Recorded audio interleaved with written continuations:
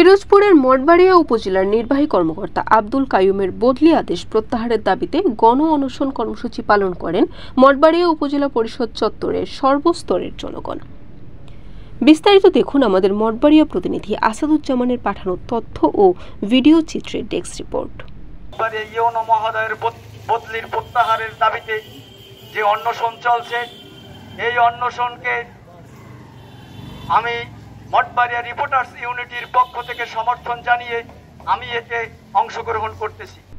আজ রবিবার 13 এপ্রিল সকাল 9টা থেকে অনশন কর্মসূচিতে উপজেলা বিভিন্ন স্তর থেকে বিভিন্ন পেশার লোক জড়ো হতে থাকে।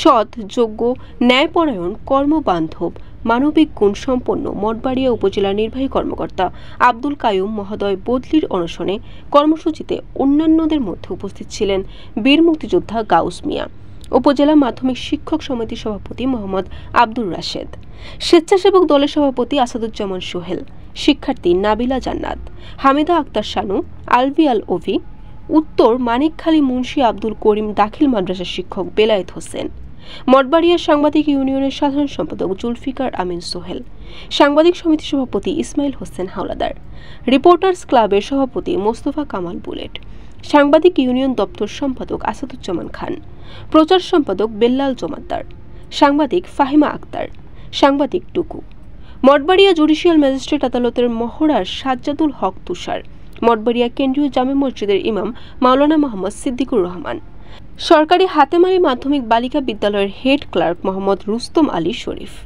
জানখালী সম্মিলিত মাধ্যমিক বিদ্যালয়ের অফিস সহকারী হারুনুর রশিদ, উপজেলা দুর্যোগ ব্যবস্থাপনা অধিদপ্তরের সাবেক সদস্য আব্দুল মজিদ মিয়া, দারুস সুন্নত কমপ্লেক্স প্রতিষ্ঠাতা পরিচালক মোহাম্মদ তরিকুল ইসলাম রুহানি, মঠবাড়িয়া মডেল মাদ্রাসার প্রতিষ্ঠাতা পরিচালক সিকান্দার আলম।